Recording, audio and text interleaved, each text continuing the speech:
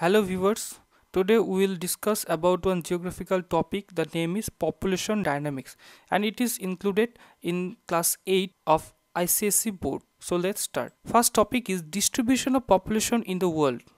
The total world population is estimated at 7.4 billion with an average density of 45 persons per square kilometer.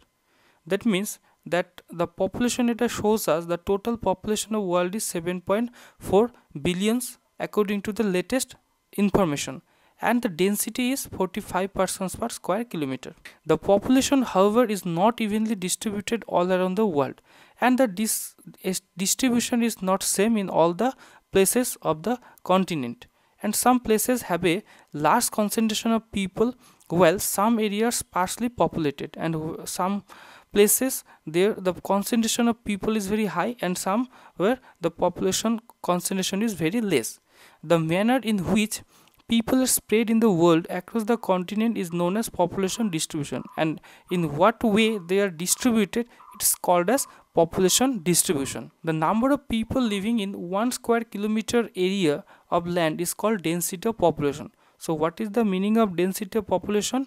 That the number of people living in 1 square kilometer area of land is called density of population. So in a square kilometer how many peoples are belongs, they are called as density. And you can see that the density of population of the continents is not same, that somewhere like the India the density is more than 200, and some places those are belongs as a category of below 10 person per square kilometer, like this Russia, USA, Australia, these places.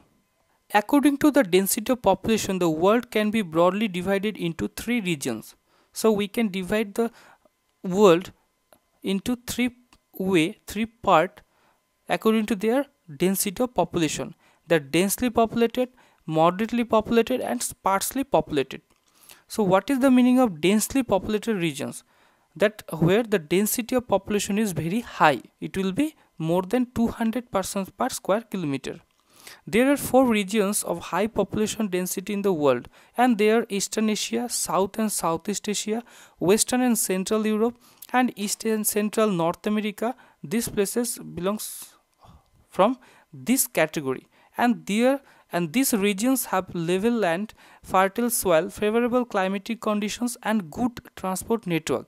And why the density of population is very high? Because there have various kind of opportunities, best opportunities of land, fertile soil is there, favorable climatic condition. These are attracted by the people and they settle there, they made their home in this region, and they are agriculturally developed and also have many large industries and cities. So agriculturally they are developed and they have various kind of industries, and the people try to make their home in these kinds of favorable climatic conditions. So next one is the moderately populated regions, that these regions are not found in a continuous belt, and they are mostly found between the densely and sparsely populated regions. So moderately means this is the regions are not so densely and not so sparsely. Here the moderate population or moderate density of population is situated, like the Central USA, Central America, coastal area of South America, Western and Northern Africa, South Africa, Southern Russia, Eastern Europe, Central China, Deccan Plateau of India, and Southeast Australia have moderate population density. And in many of these areas, there has been improvement in existing economic activities. So in this area, the quality or infrastructure is not so good, but these are improving in nature. So they are continuously improving, and that's what the population is also increasing day by day. And in many of these areas there has been improvement in existing economic activities such as introduction of irrigation facilities, mining, or development of new industries. So there various kind of economic activities are including, and like the irrigation facilities, mining, of development of new industrial industries also set up. So this way they are called as moderately populated regions. And the last one is the sparsely populated regions. In these regions, the harsh climatic conditions and the inhospitable terrain do not support human habitation, and there are three regions which have low density of population there. So the sparsely populated region means that where the climatic condition is not so good for the people's living, and that's where the population densities are also very less.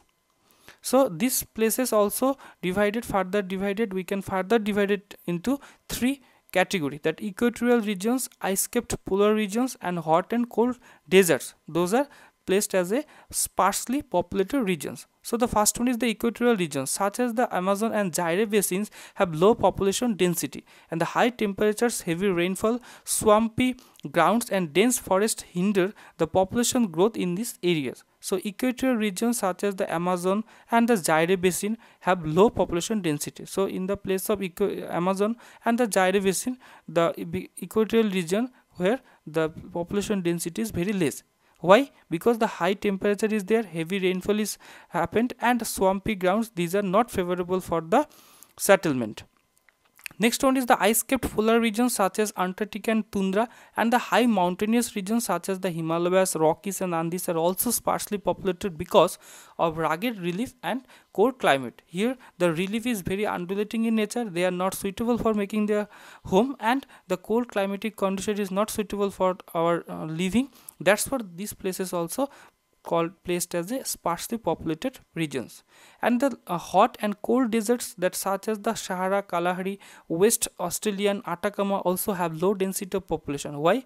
Because their regions receive very scanty rainfall, so rainfall intensity is very less, and which is not sufficient for plant growth, and there the plants growth are not sufficient, and therefore these areas are sparsely populated and the condition is not suitable for us. So these places are placed as a sparsely populated regions. So the next topic is that overpopulation and underpopulation. So overpopulation is a condition where the human population exceeds the carrying capacity of a region. So overpopulation is where the situation is like that the population is beyond the normal level. Then it is called as overpopulation. So that where human population exceeds the carrying capacity. Carrying capacity according to the resource, what is the normal value, and here the situation is like that they crossed the normal value. Like the China, India, Pakistan, Bangladesh, Nigeria, the Democratic Republic of Congo, Uganda, and Ethiopia are example of overpopulated countries, because in these places the population are overcrowded and the population is beyond the normal level. That's what the places are called as overpopulation. And the underpopulation means that underpopulation is a condition where the population of a particular region is too small to fully utilize the available resources. And underpopulation means that where the number of population is less than the normal population. According to the resource, the population is less.